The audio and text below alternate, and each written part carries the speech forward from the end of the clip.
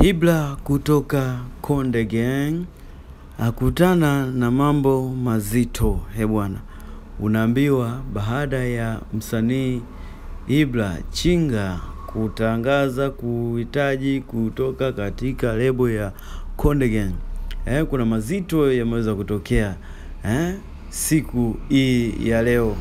Kipi ni kipi kikubwa? Ungana nami mpaka mwisho wa video hii, utapata kujua mengi zaidi kutoka pale Konde Gang.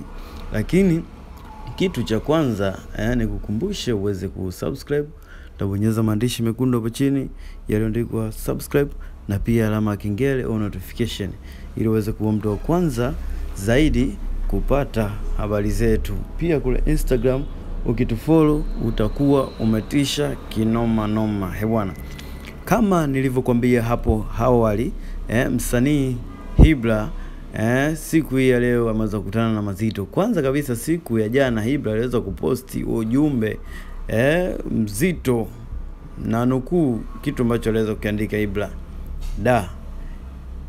hili mimi limenishinda, narudi kwenu wa Tanzania. Mzee Konde anataka nimlipe bilioni 1. Mimi tangu nianze muziki sijawahi hata kuingiza hata robo ya 1 bilioni. Kwa itakayempendeza, hata ukiwa na jelo buku nisaidie wanangu. Mimi sitaki kupishana na Mzee Konde, ila hili swala la kulipa 1 bilioni linaninyima usingizi, hofu yangu pia kipaji changu kupotea, na sina kazi nyingine.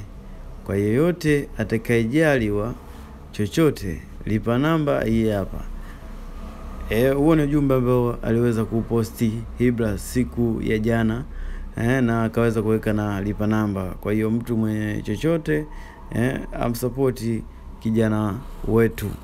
Bwana, kwanza kabisa msanii Ibra ni msanii ambaye amekuwa akifanya poa zaidi. Bwana, Ibra amekuwa akifanya vitu vizito. Je, unadhani kipi ambacho kimemfanya Ibra kuhitaji kutoka katika Konde Gang? Au pengine malipo anayoingiza na malipo ambayo anayoyapata inakuwa tofauti? Sisi hatujui siri ambayo inaendelea kati ya au Ibra pamoja na mabosi zake. Je, wewe kwa mtazamo wako unadhani ni kipi ambacho wasanii wengi baada ya kupata majina makubwa wanahitaji kujitoa katika lebo? Pengine labda vipato vinakuwa vidogo katika lebo hizi za kibongo. Dondosha comment yako hapo chini, lakini pia usisahau kuweza kusubscribe, kwa sababu utakuwa umetisha kinoma noma.